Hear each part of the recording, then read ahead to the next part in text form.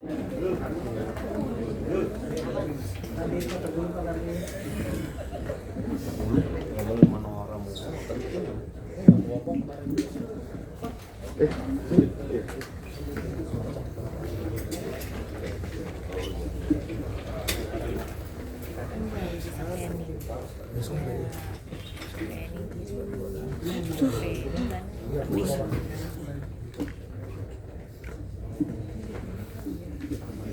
ya rekan-rekan? Siap. Kita mulai. Assalamualaikum warahmatullahi wabarakatuh. Selamat sore, salam sejahtera bagi kita semua. Shalom, Om Swastiastu, Namo Buddhaya, salam kebajikan. Yang saya hormati rekan-rekan media hadir pada sore hari ini. Di sini kita akan menyampaikan konferensi pers terkait tentang penemuan jenazah seorang perempuan inisial LL. Di sini hadir Kasat Reskrim Polres Metro Jakarta Selatan, dari Kementerian Kesehatan bidang farmasi Pak Iqbal, terima kasih, dari Puslapor Pak Azhar beserta tim, dari Direktorat Tipit Narkoba Baris Krim Polri Kombes Zulkarnain, Dr. Rizky. Jadi pada kesempatan ini, pertama-tama kami menyampaikan bela sungkawa yang mendalam pada keluarga almarhum LL. Semoga diberikan ketabahan dan kekuatan. Kita menyampaikan konferensi pers ini untuk meluruskan informasi peristiwa yang terjadi sehingga tidak bias, sehingga tidak menimbulkan luka yang mendalam bagi keluarga almarhum. Kami juga mengajak rekan-rekan untuk membangun simpati dan empati, karena atas kejadian ini kita harus menjaga perasaan dari pihak keluarga. Konferensi pers ini kami lakukan sebagai bentuk tanggung jawab profesionalisme pelaksanaan tugas kepada masyarakat. Dan ini menyampaikan informasi yang faktual dan dapat dipertanggungjawabkan. Kami sampaikan informasi yang kami sampaikan faktual dan dapat dipertanggungjawabkan, sehingga publik tidak dikuasai oleh informasi yang simpang siur. Penyampaian hari ini kepada temuan fakta, penjelasan ilmiah sesuai dengan keilmuan masing-masing narasumber tadi sudah kami perkenalkan, serta didukung oleh bukti, bukan asumsi, dan proses pengambilan kesimpulan dilakukan secara komprehensif dan saintifik. Kami tetap menjaga etika, privasi, dan martabat almarhumah serta keluarga, agar informasi yang diterima publik utuh dan tepat. Hari ini hadir unsur kepolisian, tenaga medis, serta instansi terkait yang menyampaikan keterangan sesuai kompetensi masing-masing. Untuk mempersingkat waktu, kami minta untuk Kasat Reskrim Polres Metro Jakarta Selatan menyampaikan rangkaian peristiwa pada saat penemuan pertama, olah TKP, pemeriksaan saksi, barang bukti, serta didukung dari informasi analisa CCTV. Silakan. Terima kasih Pak Kabid.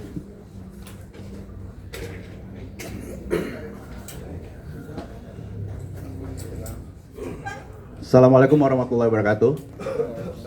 Selamat sore rekan-rekan media. Terima kasih sudah sabar menunggu hasil penyelidikan dari tim penyidik Satreskrim Polres Metro Jakarta Selatan. Kami berupaya maksimal untuk terbuka, transparansi di sini, dan maksimal kerja bersama dengan para pihak-pihak terkait yang kompeten dalam bidangnya. Dalam kesempatan ini saya juga mewakili Polres Metro Jakarta Selatan. Di sini masih dalam rangka berduka pada saudari LL beserta keluarga besar dan handai taulan. Semoga rahimahullah diberikan ketenangan, diterima amal ibadahnya, dan keluarga yang ditinggalkan diberikan kesabaran. Ya, langsung saja saya akan menjelaskan. Ya. Bagaimana alur kita menemukan informasi terkait meninggalnya saudari LL. di mana di sebuah apartemen di wilayah Jakarta Selatan kami memperoleh informasi bahwa adanya penemuan mayat dari anggota Babin Kamtibmas Polsek Kebayoran Baru. Dengan komunikasi yang baik dengan pihak apartemen, anggota Polsek Kebayoran Baru melakukan cek TKP bersama dengan tim identifikasi dari Polres Metro Jakarta Selatan. Dari informasi tersebut, kita menemukan bahwa faktanya di tempat kejadian perkara ada jenazah wanita yang sudah kita identifikasi, identitasnya sudah jelas. Oleh karena itu, kita melakukan olah TKP bersama dengan tim identifikasi Polres dan disaksikan oleh saksi-saksi dari apartemen maupun saksi-saksi yang pada saat kejadian perkara hadir. Sudah 15 saksi kita periksa sejauh ini. Saya dapat menjelaskan kronologi berdasarkan CCTV dan dibandingkan dengan keterangan-keterangan saksi yang sudah kita klarifikasi dalam proses penyelidikan. Saya terangkan lagi mengapa kita perlu menjelaskan proses penyelidikan ini, karena kita menentukan apa adat atau tidaknya peristiwa pidana dalam kasus penemuan jenazah di sebuah apartemen di wilayah Jakarta Selatan. Di TV yang sebelah kanan kita dapat melihat saksikan di sini ada beberapa potongan-potongan gambar yang akan kita nanti bisa buka di sini. Pada awalnya 1 hari sebelum kejadian penemuan jenazah kita menemukan apakah saudari LL ini bertemu dengan seseorang dan siapa orang yang bertemu dengan saudari LL. Aktivitas itu dimulai pada awalnya di mana saudari LL bersama rekannya di sini saudari VA di sini ya, buka. Kita melihatnya dari CCTV dari lift, di dalam lift. Yang dalam lingkaran adalah saudari LL bersama rekannya saudari VA. Aktivitas keluar dari apartemen. Lanjut. Selain dari CCTV apartemen, kami mencoba untuk menelusuri kemana dari saudari LL berpergian pada saat itu beraktivitas. Ada kita menemukan di suatu kafe di wilayah Jakarta Selatan juga di Jalan Gunawarman, saudari LL yang di dalam lingkaran merah ini terlihat masih bersama orang yang sama, yaitu saksi saudari VA. Ya, kita lihat masuk ke dalam restoran dan melakukan aktivitasnya. Ya, lanjut. Sampai dengan akhirnya saudari LL dengan saudari VA ini selesai, lalu keluar menuju ke kendaraan pribadi saudari LL. Kita lihat di kendaraannya menggunakan kendaraan hitam, masih sama dengan 2 orang. Lanjut.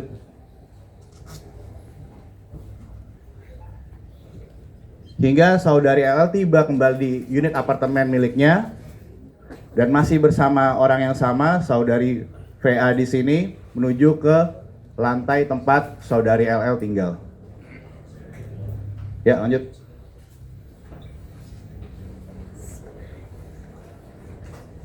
Aktivitas berikutnya dari lantai tempat saudari LL tinggal, terlihat orang yang berbeda, yaitu saudari C di sini sebagai saksi, sudah kita ambil keterangannya juga, turun dari lantai tempat saudari LL tinggal menuju ke basement. Dan berdasarkan bukti-bukti yang ada, kita sudah melihat rekam medis dan bukti pembayaran rumah sakit saudari LL laksanakan atau melakukan pengobatan di suatu rumah sakit di wilayah Jakarta Selatan juga. Dengan keterangan dari saudari C diperkuat. Lanjut.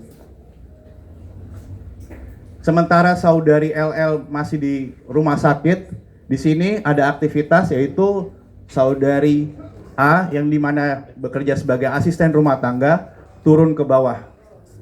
Berdasarkan keterangan dari saudari A di sini, saudari A terlihat untuk mengambil suatu titipan yang berada di lobi. Lanjut.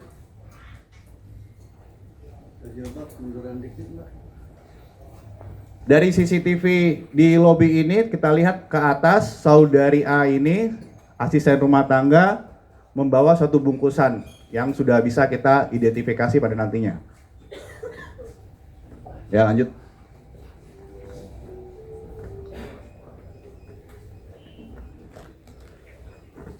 Sesampainya di atas, saudari A sudah menempatkan di suatu posisi untuk barang tersebut, dan terlihat di sini saudari LL dan saudari C sini kembali ke unit apartemen milik saudari LL. Untuk aktivitas pada hari itu selesai karena kami sudah mengecek beberapa CCTV, juga tidak ada aktivitas yang terkait dengan saudari LL. Lanjut.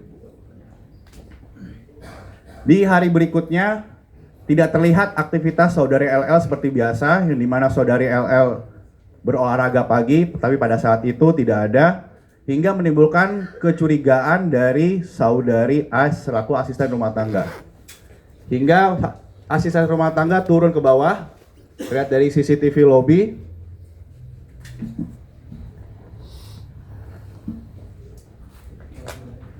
Di sini terlihat saudari A di sini mencoba untuk mencari pertolongan karena tidak bisa membuka pintu unit kamar dari saudari LL dan tidak direspon juga. Dan saudari A di sini dapat berkomunikasi dengan saksi saudari Y, saudara Y, saudara Y di sini adalah security dari apartemen tempat saudari LL tinggal. Lanjut. Dan saudari Y di sini karena tidak bisa membuka pintu, oleh karena itu memanggil bantuan dari engineering dari pihak apartemen. Di sini saudara Y bersama dengan engineering ke atas untuk mencoba membuka paksa dengan seizin dari asisten rumah tangga di sana. Karena pada saat itu hanya ada asisten rumah tangga dan dicurigai satu hari tidak ada aktivitas sampai dengan pukul 17.44. Nah, di sini titik krusialnya ya. Pada pukul 17.47 berdasarkan keterangan dari saksi bahwa kunci kamar dari unit yang ditempati oleh saudari LL ini terkunci dari dalam.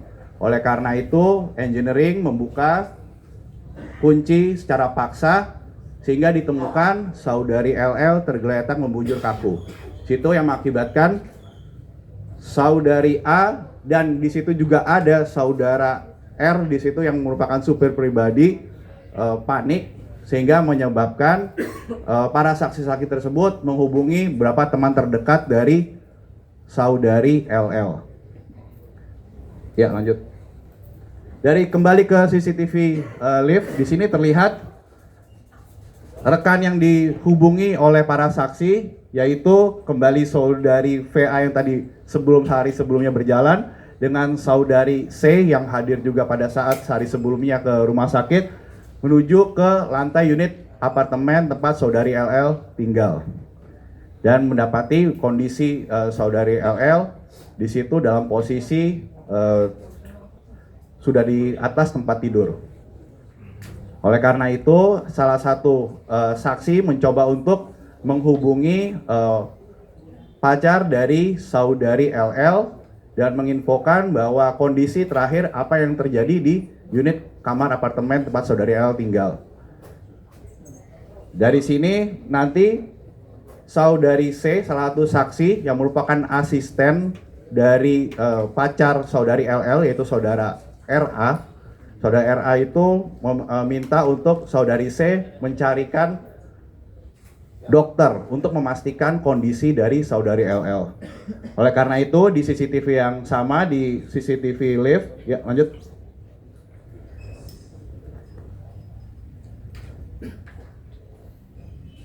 Terlihat saudara RA, pacar dari saudari LL di sini sudah hadir bersama dengan tim dokter dari saudari C yang mencoba untuk menghubungi dokter kenalan dari saudari C.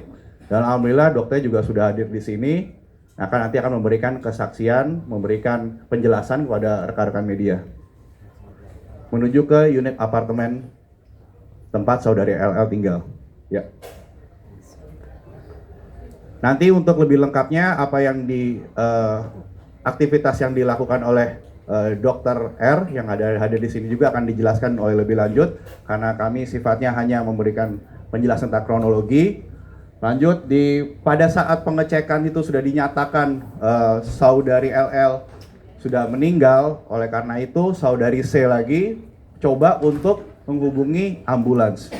Ambulans itu datang dan terlihat di sini ya, melalui lift barang terlihat saudara RA, yaitu pacar dari saudari LL, mendampingi, di mana jenazah saudari LL sini sudah masuk ke dalam kantong jenazah. Setelah ini untuk rumah sakit, kita menuju ke rumah sakit Fatmawati, yang dimana sudah kita mintakan keterangan juga, klarifikasinya, keterangan dari rumah sakit Fatmawati bahwa kondisi saudari LL ini meninggal dunia dengan kehabisan nafas dan tidak ada tanda-tanda penganiayaan atau kekerasan. Oleh karena itu, kami Satreskrim Polres Metro Jakarta Selatan yakin berdasarkan bukti-bukti yang ada di sini, otopsi yang harusnya dilakukan oleh kami berdasarkan permintaan dari keluarga orang tua dari saudari LL tidak dilaksanakan karena kami sudah mengecek seluruh bukti-bukti yang ada dan keterangan saksi dalam waktu singkat. Di sini kita lihat tidak ada tanda-tanda kekerasan ataupun upaya melawan hukum. Lanjut. Dari barang bukti selain CCTV, kami juga menemukan beberapa bukti menarik yang ada di tempat kejadian perkara. Barang bukti tersebut kita laksanakan uji laboratorium forensik, yang alhamdulillah pada kesempatan kali ini juga hadir dari laboratorium forensik Mabes Polri yang kompeten untuk memeriksa barang bukti yang kami ajukan untuk melaksanakan uji lab. Selain uji lab di sini, kami juga terima kasih kepada keluarga terdekat dari saudari LL yang mau dilaksanakan pengecekan tes DNA, karena di sini kami melihat ada barang-barang yang disentuh, dibawa oleh saudari LL yang kita pastikan bahwa barang-barang itu memang milik dari saudari LL. Jadi kita mendapatkan DNA pembanding dari keluarga terdekat. Lanjut. Ya, di sini ada barang-barang bukti yang tadi kita lihat, salah satunya adalah tabung pink. Nah, tabung pink ini akan menjadi banyak polemik di masyarakat. Apa isi kandungan tabung pink itu? Nanti dari pihak laboratorium forensik yang akan menjelaskan lebih lanjut apa isi kandungan dari tabung pink tersebut. Yang jelas, lanjut. Kami sudah melakukan penyidikan secara maksimal dan saya selaku ketua tim penyelidikan di sini, saya rasa sudah cukup bahwa tidak ditemukan adanya peristiwa pidana dan kita harus melaksanakan penghentian penyelidikan di sini terkait penemuan jenazah dari saudari LL. Kita hormati keluarga korban, kita doakan. Di sini kita coba introspeksi diri, jangan menimbulkan polemik-polemik. Saya minta, karena apa yang sudah saudari LL lakukan di sini, perbuat di sini, saya rasa tidak ada yang di sini melawan hukum. Jadi jangan sampai ada polemik menimbulkan keluarga, menimbulkan tekanan yang akhirnya menjadi perdebatan di masyarakat. Sekian dari kami. Wassalamualaikum warahmatullahi wabarakatuh. Terima kasih Pak Kasat Reskrim.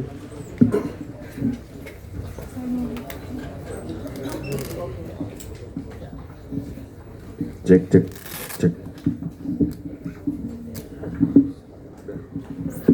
Terima kasih Pak Kasat Reskrim sudah menyampaikan tentang peristiwa upaya yang dilakukan oleh penyelidik pihak kepolisian mulai dari Polsek Kebayoran Baru dan Polres Metro Jakarta Selatan, serta sinergi dengan keterangan beberapa saksi, dokter dan lapor. Pada kesempatan ini hadir Dr. Rizky tadi yang disampaikan, yang atas permintaan keluarga, teman dekat, kerabat untuk hadir. Bisa sedikit dok menjelaskan, silakan dok. Tes. Assalamualaikum warahmatullahi wabarakatuh. Pertama-tama saya Dr. Rizky Nirwanji Putra dari Mardiah Medical Clinic ingin mengucapkan turut berduka cita yang sedalam-dalamnya atas berpulangnya almarhum LL. Semoga almarhum diterima di sisi Allah dan segala amal ibadahnya diterima oleh Allah Subhanahu wa taala. Dan juga untuk keluarga serta rekan-rekan almarhum juga diberikan kekuatan dan ketabahan. Kemudian yang saya hormati Bapak Kabid Humas Polda Metro Jaya, Bapak Kasubdit Narkoba Barreskrim Polri, Bapak Kasat Reskrim Polres Jakarta Selatan, perwakilan dari tim Kementerian Kesehatan bidang farmasi dan juga perwakilan dari Lab 4 Polri. Izinkan saya di sini mengklarifikasi isu-isu yang beredar. Sebelumnya saya menghormati proses yang berjalan di kepolisian sehingga saya menahan diri untuk tidak menyampaikan informasi apapun guna mendahului dari kepolisian. Jadi sedikit saya ceritakan awal mula saya hadir di lokasi diketemukannya almarhum LL.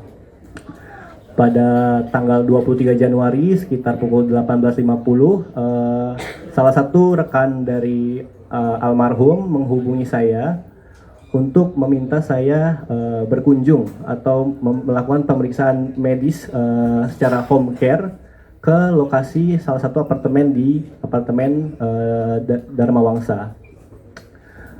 Atas dasar permintaan beliau, saya hadir kurang lebih dalam 20 menit.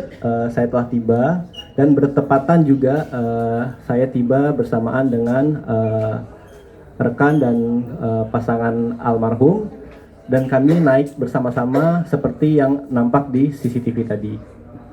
Setelah saya tiba di lantai 25 tersebut, sudah ada tim dari kepolisian dan rekan-rekan almarhum dan saya diminta untuk segera melakukan pemeriksaan. Saat saya temui, kondisi almarhum sudah tidak sadar.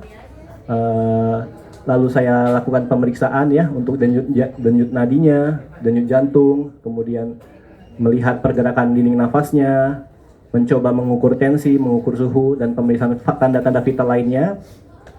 Pada saat itu saya tidak berhasil meraba nadi dan tidak melihat pergerakan dinding dadanya.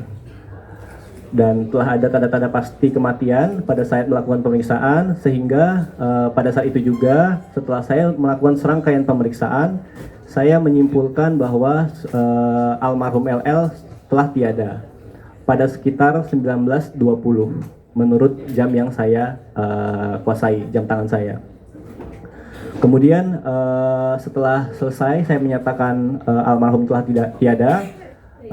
Bagaimana SOP yang berlaku di klinik saya karena surat izin praktek saya berasal dari salah satu klinik di Depok yaitu Mardiah Medical Clinic, maka adalah kewajiban saya mendokumentasikan temuan pemeriksaan saya dan kesimpulan sementara saya, dugaan diagnosa sementara saya dalam bentuk surat. Jika pasien sehat mungkin ke resum medis, kalau pasien yang telah tiada kita sampaikan dalam surat keterangan kematian. Setelah itu saya kirimkan ke salah satu perwakilan di pihak yang memesan jasa saya, salah satu rekan beliau. Kemudian saya kirimkan filenya tersebut dalam bentuk PDF untuk sementara seandainya diperlukan guna pengurusan pemakaman oleh pihak keluarga. Setelah itu, tak lama dari situ, kemudian saya meninggalkan tempat dan setelahnya masih menunggu proses di kepolisian yaitu identifikasi dan melanjutkan prosesnya untuk visum dan rencana otopsi pada waktu itu direncanakan di Rumah Sakit Fatmawati. Namun pada sampai di situ saya tidak mendampingi lagi karena sudah dalam proses di kepolisian. Mungkin secara sederhana itu yang dapat saya sampaikan bahwa simpang siur kliniknya di Depok dan pasiennya berada di area Jakarta Selatan itu almarhum atau rekan almarhum menggunakan jasa layanan home care yang mana saya langsung memeriksa pasien di rumah pasien tersebut, namun atas dasar surat izin praktek saya dan klinik saya di Depok, maka saya hanya bisa menerbitkan atas kop klinik Mardiah Medical Clinic tersebut. Mungkin sudah cukup jelas apa yang saya sampaikan. nanti akan dilanjutkan lagi dari pihak-pihak yang terkait yang akan melanjutkannya. Terima kasih. Assalamualaikum warahmatullahi wabarakatuh. Terima kasih Dr. Rizky sudah menyampaikan. Pak Azhar dari atau Pak Irfan dari lapor ya, Puslapor Polri ya.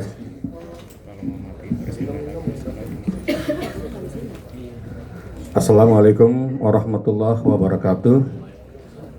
Selamat sore, yang kami hormati Bapak Kabid Humas Polda Metro Jaya, Kasubdit 3 Res Narkoba Barreskrim Polri, Pak Kasat, dan para narasumber juga rekan-rekan media. Mengacu pada Kitab Undang-Undang Hukum Acara Pidana yang baru tentang penyidikan, penyidik dalam melaksanakan penyidikan tindak pidana didukung dengan bantuan teknis penyidikan untuk pembuktian secara ilmiah. Jadi rekan-rekan penyidik Polres Metro Polres Metro Jakarta Selatan telah melaksanakan permintaan kepada kami dengan surat nomor B/470/1 Res titik 2.5/2006 Reskrim Jakarta Selatan atas tanda tangan AKBP Muhammad Iskandar Syah selaku Kasat Reskrim.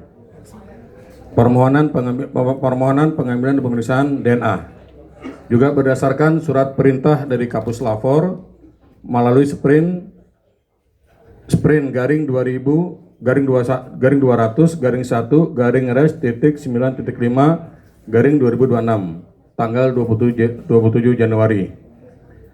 Barang bukti yang kami terima dari rekan-rekan penyidik Polres Metro Jakarta Selatan adalah satu buah spray berwarna putih diduga terdapat bercak darah.